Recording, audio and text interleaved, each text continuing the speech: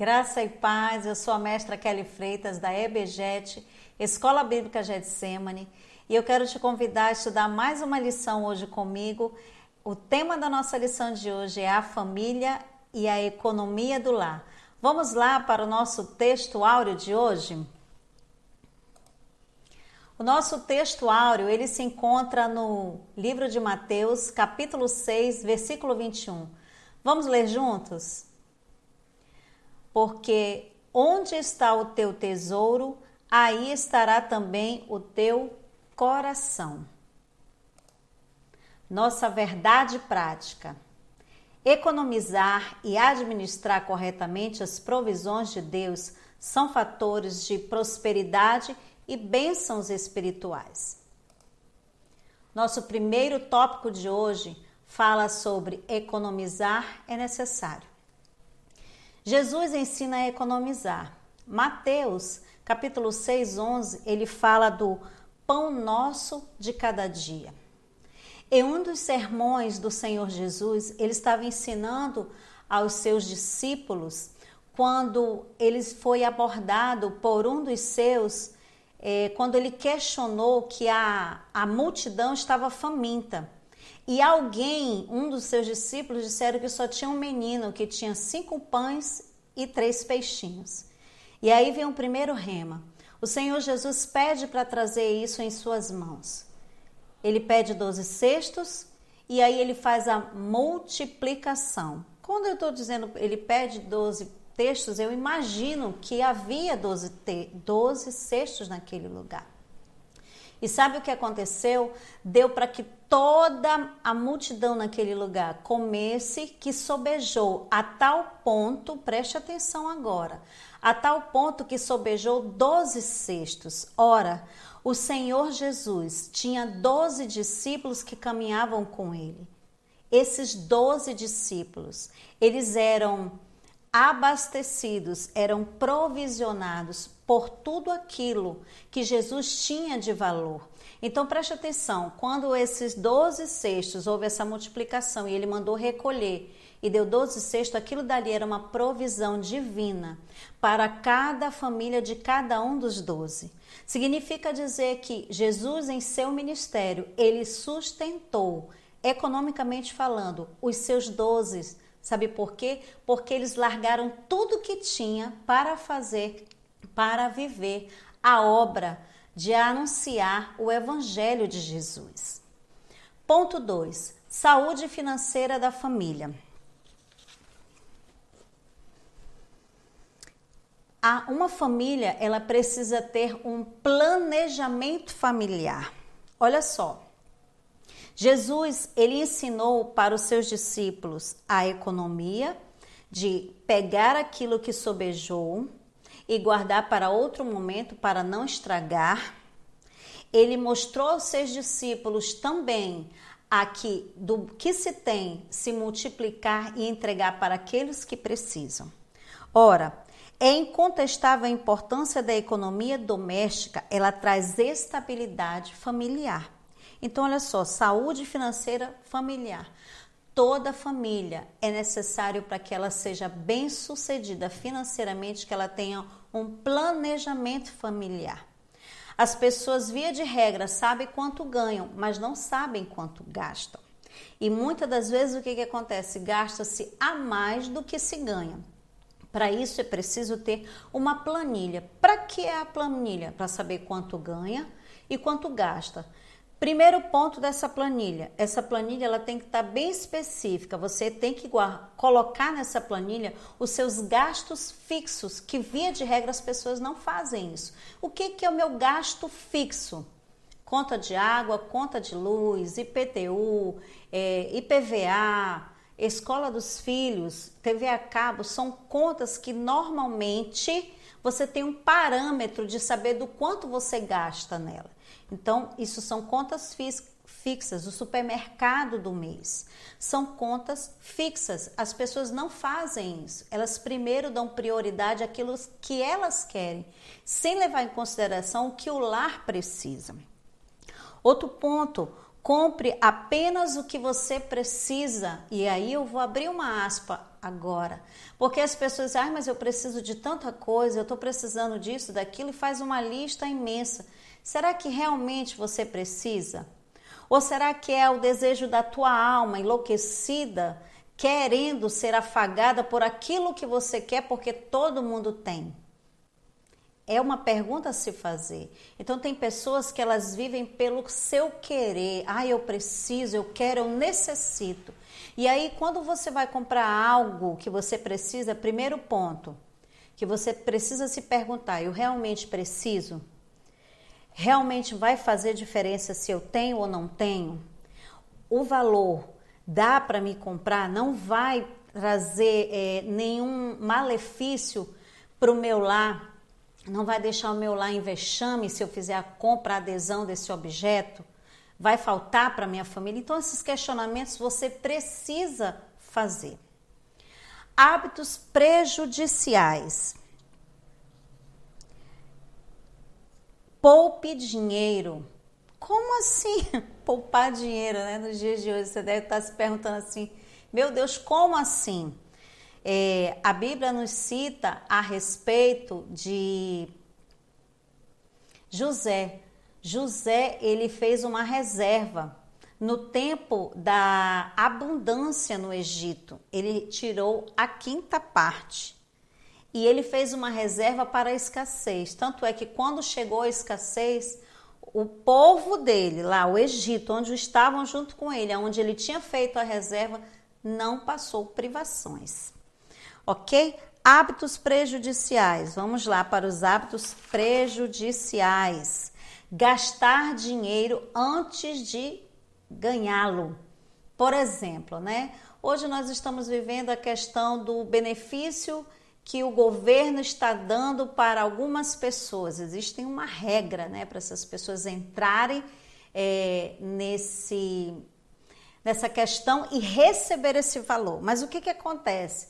A pessoa tem tantas das demandas e às vezes ela até acaba em um erro, ela começa a emprestar dinheiro para pagar depois que ela receber esse. E se der algum problema? E se não conseguir? E se não for aprovado? Então não faça nenhum plano enquanto o dinheiro não estiver aqui nas suas mãos. E aí sim, aí você vai fazer o que tem que fazer. Carregar dinheiro trocado. Carregar dinheiro trocado na bolsa. Muitas das vezes você pega e gasta com coisa supérflua, uma água mineral, um bombom, um pirulito, seja o que for. E quando você se dá conta, aquele dinheiro da reserva, que talvez seria um valor para que todos os dias você comprasse o pão da manhã, um exemplo. E aí quando você se percebe, meu Deus, eu já gastei o dinheiro do pão dessa semana. Como foi isso? Eu nem me percebi.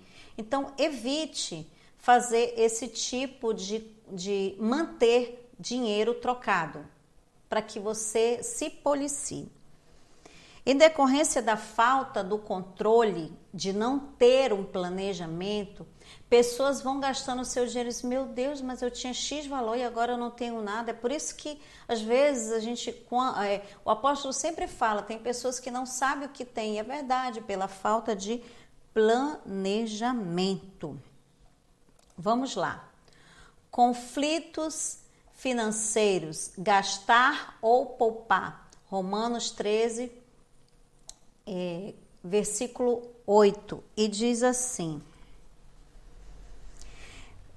via de regra, o problema é gastar além do que se ganha, mas às vezes o gastador ou a gastadora não se assume. Então, dentro de um lar, você precisa ser maduro para reconhecer que você é aquela pessoa que é descontrolada, né? Que você não consegue se controlar. Se tem um dinheirinho, você já quer sair comprando alguma coisa fora do contexto do que se precisa dentro de um lar. E hoje, em meio a tudo isso que nós estamos vivendo, não é o momento de gastar com aquilo que não é pão. Então, seja organizado nas suas finanças para que você não entre na rota da vergonha, da pobreza, da miséria, da ruína e da escassez, porque você não pode ser desmedido nesse tempo. Você tem que ser muito centrado. Se você não tem maturidade, você precisa, e eu estou falando aqui para casais casados, pessoas casadas, pessoas equilibradas, dentro de um lar. Observe quem tem mais maturidade, seja o homem ou seja a mulher, mas o ideal é que o esposo e a esposa, eles administrem juntos o valor da casa. E aqui eu vou falar algo também muito importante. Às vezes as pessoas, que eu já vou entrar aqui na falta de diálogo, Eclesiastes 4, versículo de 9 a 12. A falta de diálogo entre o casal a respeito da finança. Quando eu fui pesquisar a respeito dessa lição, 3 fatores me chamaram muito a atenção. 3 fatores assim bem fortes para divórcio. O primeiro, a falta de diálogo entre o casal para conversar qualquer coisa a respeito do seu casamento. A falta de intimidade na relação sexual. E 3, que esses 3 pontos eles estavam em todas as pesquisas que eu fiz. A falta de dinheiro, a vida econômica financeira. Então, um casal precisa conversar. É lógico que nós reconhecemos que a Bíblia, uma das nossas aulas, nós aprendemos que Deus é o cabeça de Cristo. Cristo é o cabeça do homem e o homem é o cabeça da esposa. Então, logo, o homem é o sacerdote desse lar. Então, toda a responsabilidade econômica, digamos assim, é para ele. Ok, tá?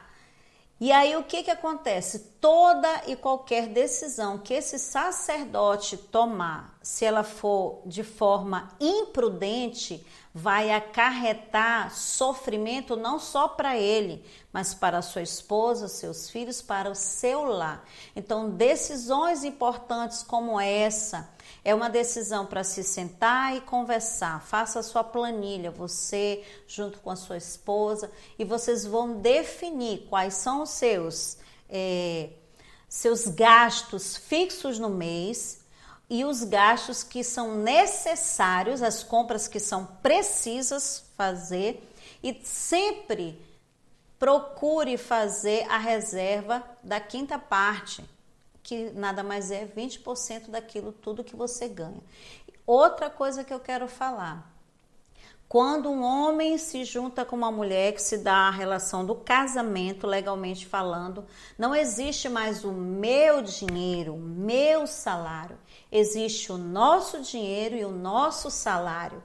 Então é algo que precisa ser tratado com muita responsabilidade, porque mais uma vez eu volto a dizer, um erro, toda a casa vai sofrer, o marido, a esposa, os filhos, toda uma casa vai sofrer.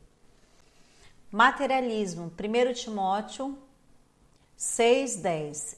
Agora eu quero falar a respeito dos pais que trabalham, eu estou falando de esposo e esposa que trabalham e que muitas das vezes não tiveram condições na sua infância para ter algumas coisas, alguns bens materiais. E o que eles fazem? Eles trabalham e eles querem dar tudo para o filho. Querem dar um bom celular, um bom carro, uma melhor escola, melhor roupa, os melhores objetos que uma pessoa pode ter, dar para os filhos pela falta do que não tiveram. E aí eles acabam deixando de dar o principal, de ensinar e viver os princípios da palavra de Deus com seus filhos. E aí eles dão mais importância ao que é material. De repente, muitas das vezes eu observo pessoas que têm a coragem de dar um iPhone para um filho que não tem maturidade de ter um iPhone. Talvez nem saiba o valor, não sabe o quanto esse pai, essa mãe trabalhou para dar um iPhone. Então, assim, você está dando mais valor a um objeto caro para o seu filho e talvez ele não consiga mensurar esse valor e você acha que isso é o mais importante, a sua falta dentro do lar. porque você vai ficar mais tempo trabalhando fora para dar o melhor para os seus filhos, obviamente. E aí você acha que as coisas vão preencher a sua ausência. Lê do engano. Então, o mais importante é você reconhecer que a sua presença, o seu tratar com a sua esposa, com seus filhos e vice-versa, é mais importante do que objetos em si. As pessoas, elas gostam de medir o outro, a riqueza do outro naquilo que ele tem, se ele tem um bom carro, se ele se veste bem, como ele se veste, como ele fala, os objetos que ele tem, um bom celular. Então as pessoas acham que isso denota riqueza, uma pessoa que tem muito dinheiro. E muitas das vezes é uma riqueza ilusória. É uma pessoa que está usando esses objetos, talvez esteja até pagando de 12 vezes, numa luta para pagar. E faltando as coisas para dentro de casa. Então, a gente precisa rever esses conceitos, né? Errôneos, de padrão. Ok? Vamos para o nosso próximo tópico. Vamos para o nosso terceiro e último ponto de hoje, boa gestão. O bom êxito nas finanças. Provérbio capítulo 6, versículo de 6 a 8. O que é uma boa gestão? A boa gestão, ela traz segurança no futuro para esposa e filhos, para dentro de um lar. Ela traz tranquilidade para a família. Então, olha só, nesse estudo eu observei que existem pessoas que elas conseguem viver, que elas são, digamos, pobres por conta do salário, ganham o salário mínimo. E elas conseguem viver sendo crentes em Cristo Jesus. Elas conseguem ter qualidade de vidas. Elas conseguem pagar seus compromissos em dia, sem atraso. Elas conseguem comprar apartamentos. Apartamentos, sim. Eu conheço pessoas que com um salário mínimo, sendo crentes em Cristo Jesus, fiéis ao Senhor, conquistaram o apartamento, a casa própria, conquistaram carro por conta de ter uma vida financeira disciplinada. Pessoas que fazem planejamento familiar, que sabem os seus valores fixos e dentro do fixo eles ainda conseguem fazer a reserva da quinta parte, dos 20% e foi em cima dos seus 20%, junto com a reserva do FGTS. Essas pessoas conseguiram a aquisição da casa própria. Esse é um tempo que, para você ter uma boa gestão financeira, se você nesse tempo está prosperando, porque eu já ouvi testemunhos aqui do ministério de pessoas que nesse tempo, em meio à pandemia, elas estão prosperando. Esse é um tempo, nessa escassez, que você pode fazer adesão de bens que no futuro vão lhe gerar renda, por exemplo, como imóveis. O mercado está muito bom nessa época, isso é uma dica que eu estou dando, tá? Sobre imóveis. Apartamentos que estavam numa faixa de 250 estão 200 mil, de 180 para 150. Hoje o financiamento que a Caixa está fazendo, estou fazendo até uma propaganda aqui, né? Engraçado agora.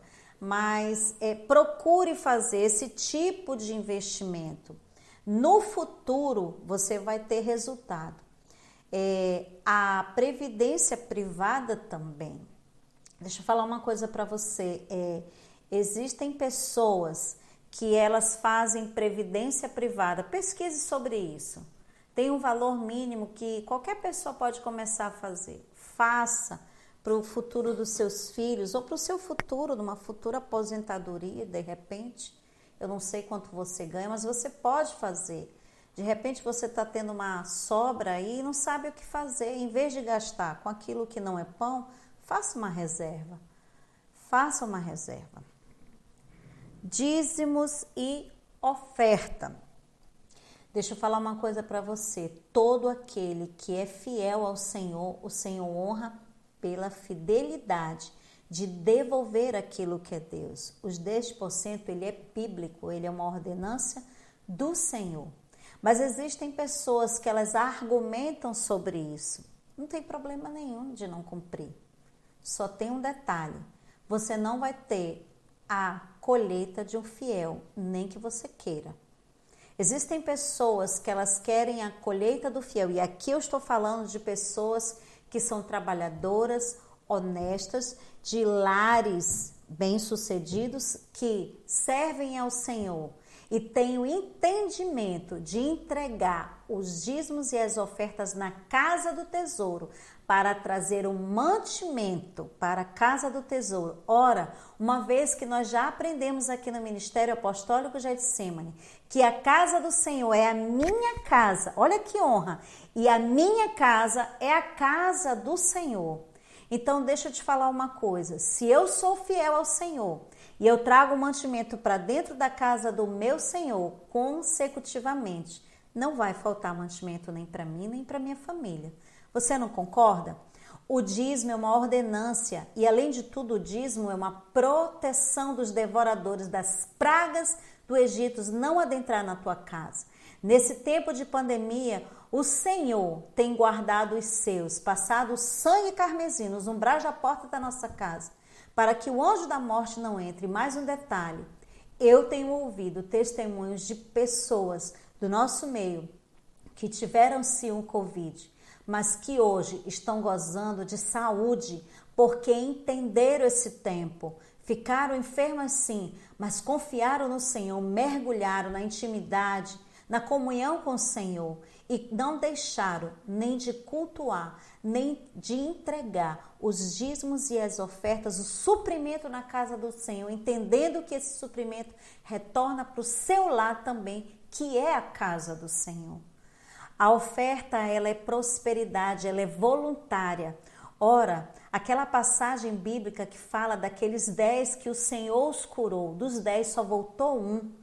Aquele um, ele voltou no nível de gratidão, porque ele reconheceu o quão foi o valor da cura que Deus fez.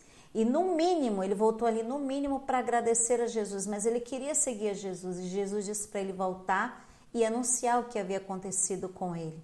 E aquele homem anunciou a salvação por todos os cantos que ele passou. Eu fico imaginando, porque o coração dele estava alegre, porque ele recebeu uma cura que ninguém pôde dar para ele. Jesus deu. Então sejamos fiéis ao Senhor em tudo nesse tempo. Você quer uma colheita extravagante? Eu quero te falar que essa é a maior oportunidade que o Senhor está nos dando no dia de hoje. É ofertar, dizimar e primiciar em meio ao caos. Porque se você for fiel no pouco, no muito o Senhor vai te colocar. É o que a palavra diz: sede fiel no pouco e no muito te colocarei. Entra no gozo do teu Senhor. É o que a palavra fala. Aquele que é fiel no pouco também será acrescentado no pouco. Mas aquele que é infiel no pouco não tem como ser acrescentado. Jamais será, é o que a palavra diz. A graça de dar e receber. Eu não sei se você já teve essa experiência de comprar um presente para alguém que você ama e você ficar assim ansioso para entregar porque você quer ver como é que aquela pessoa vai receber esse presente, e você fica mais alegre do que a pessoa que recebeu. Eu quero te dizer que isso é um nível de cura que Deus faz conosco. A graça de dar e de receber. Jesus nos ensina isso.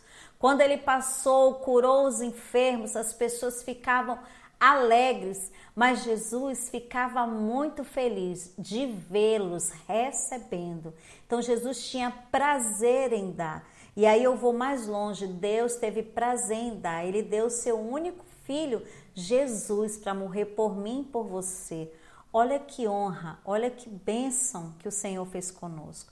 Então, quando você se alegra em dar algo para alguém, isso é uma graça de Deus. Quando você se alegra em dar para o outro. Outro exemplo que eu acho muito forte é o encontro com Deus. Quando nós vamos servir ao Senhor no encontro com Deus, eu estou falando de uma experiência de ir trabalhar no encontro com Deus. Eu não sei se você já teve essa experiência, mas eu já tive várias experiências dessas. De ir ao encontro com Deus e passar aqueles dias servindo aquelas pessoas, seja na cozinha, cortando verdura, seja na intercessão, seja levando um copo com água, um copo de café para aquelas mulheres que estão ali recebendo. E quando chega o ápice do encontro, para você que foi ao encontro com Deus, que elas recebem o 100%, eu saio de lá tão apaixonada pelo Senhor, tão grata, porque eu sinto uma alegria tão grande, uma explosão de alegria que eu digo assim, Senhor, obrigado, porque eu fiz parte desse processo da vida dessas mulheres, de cura, de libertação, de transformação, Senhor. Como eu fico grata que eu doei um pouco do meu tempo, que é precioso, para estar naquele lugar, ofertando ao Senhor pela vida daquelas mulheres. Eu fico muito impactada. Todas as vezes que eu volto do encontro, eu volto tão mais apaixonada pelo Senhor. Eu fico mais alegre de ir trabalhar, de ir servir, do que quando eu fui a primeira vez receber no encontro. Eu volto tão cheia de vida, tão cheia de alegria. O Senhor renova minhas forças todas as vezes. Eu louvo a Deus por isso e já estou ansiosa pelo próximo encontro. Receber, a dádiva de receber. Eu fico imaginando agora Deus, quando Deus ele entregou algo para nós. Seja Jesus, eu imagino Deus olhando para nós e vendo a nossa alegria. Eu não sei você, mas no dia que eu reconheci Jesus, foi no meu encontro com Deus. Dado momento, dentro do encontro, eu tive uma experiência. O Senhor me passou um filme da minha vida. E naquele momento eu disse assim, Deus, eu não aguento mais. Eu não quero mais viver essa vida que eu estou vivendo. E eu decido tomar essa decisão de reconhecer como o Senhor é suficiente, o único Salvador da minha vida. Eu me lembro que eu falei isso para Deus e eu senti uma explosão de felicidade, de amor tão grande. Eu fico imaginando Jesus, Deus me olhando naquele momento, vendo eu receber o seu Filho Jesus. Imagina a alegria que eu causei no coração do Senhor naquele dia. E posterior a isso, eu conheci um respaldo bíblico que todas as vezes que eu leio, ele mexe muito comigo. João 15,16. Não foste vós que me escolhestes, mas eu que vos escolhi, para que tenha vida e vida em abundância. Ele fala assim que ele me escolheu para que eu venha e dê fruto e que o meu fruto permaneça para que tudo que eu pedi ao Pai, no nome dele, ele me conceda. Meu Deus, esse é um respaldo bíblico. E quando eu li ele a primeira vez, eu não aguentei, eu chorei muito de alegria. E eu fiquei imaginando agora, Jesus me vendo receber essa palavra e tomar. Eu disse, Senhor, obrigado, porque a decisão mais importante da minha vida, tu tomaste por mim, tu me escolheu. Então eu quero dizer para você que aqui, em Getsêmani, quando eu fui ao encontro com Deus, eu descobri o verdadeiro amor em Jesus. Eu recebi esse amor. Então, dom da graça de receber. Eu não sei você, mas eu, todas as vezes que eu falo, minha voz dá um entalo, porque eu me lembro daquele momento. Ele é muito forte dentro de mim. Vamos para a nossa parte final de hoje? A aplicação pessoal. Deus se interessa em abençoar e suprir todas as nossas necessidades. Nós temos o dever de administrar com sabedoria e equilíbrio os recursos que Deus nos concede. Eu vou dar uma dica agora, dica da mestre. Todas as vezes que você receber o seu valor, e agora eu vou falar para casal, esposo e esposa, junte os seus valores. Tirem a parte do Senhor. Toda vez que você tirar a parte do Senhor, você ore ao Senhor pedindo para Deus guardar do cortador, do migrador, do devorador, do destruidor, de todas as pragas do Egito. E que leve esse mantimento para a casa do Senhor. Depois disso, você vai pedir para o Senhor te dar a unção para administrar os 90% que fica nas mãos de vocês. Que Deus dê a unção de mordomia para que vocês seja um mordomo dos 90% que ficam na mão de vocês, para que vocês não gastem com aquilo que não é pão e que para que nenhuma das pragas do Egito entre e furtem aquilo que é legal, que é de direito de você, que é dizimista, que é ofertante, que é primiciante. Outra coisa que eu gostaria de falar para você, outra dica que eu quero dar. Para aqueles que querem se casar, preste muita atenção. Se você está nesse momento se preparando para casar, tenha conversas inteligentes com seu futuro esposo, com a sua futura esposa a respeito das finanças. Como assim?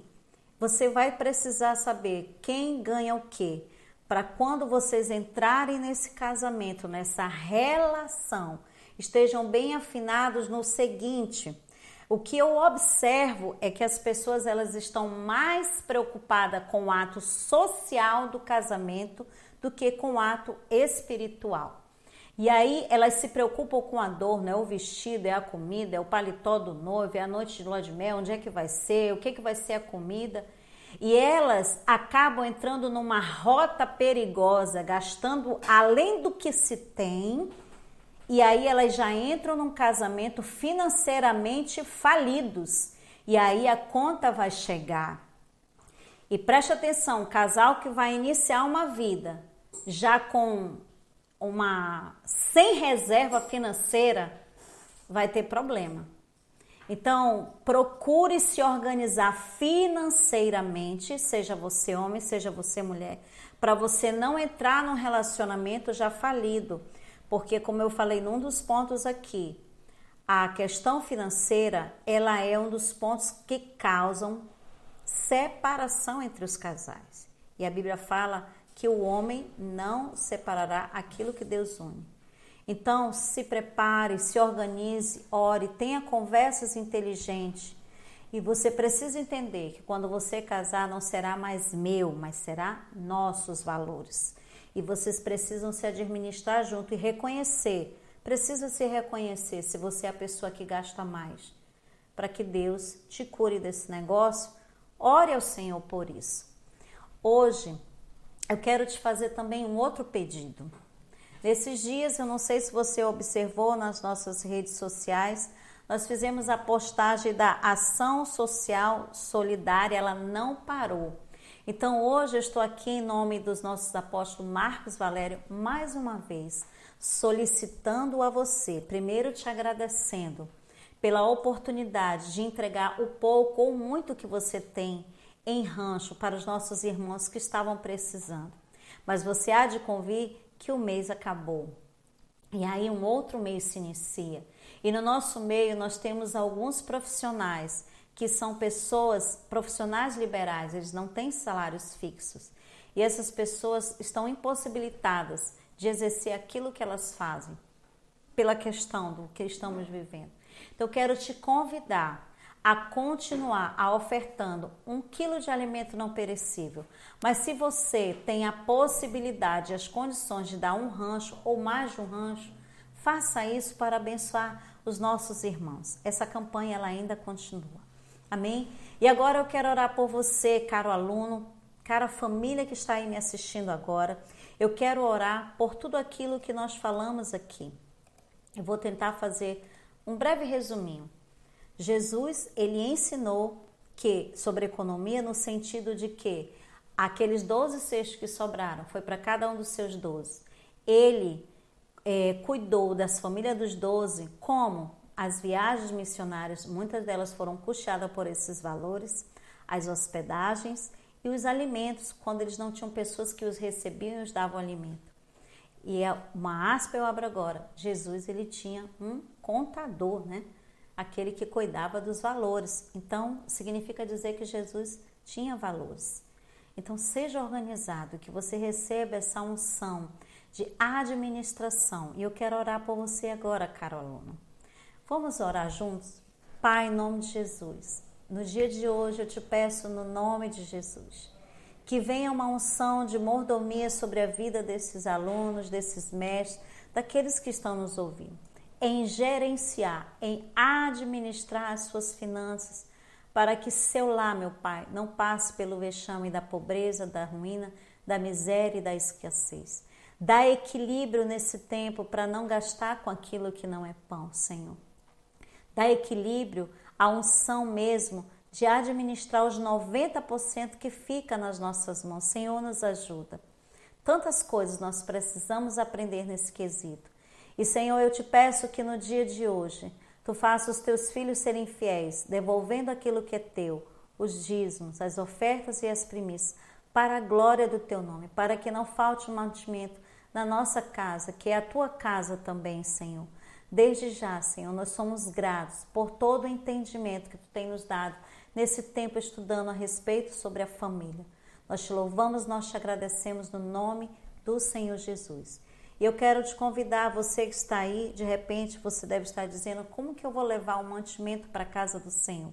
Eu estou falando do mantimento em formato de dízimo e o mantimento para ajudar nossos irmãos que é alimento não perecível.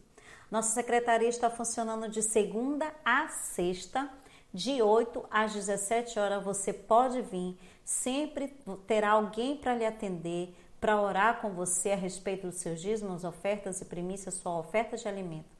Vai estar um de nós, pastores, aí com você para orar com você. Eu quero te convidar para domingo que vem estar conosco com mais uma aula na EBGED. Graça e paz, Shalom Adonai.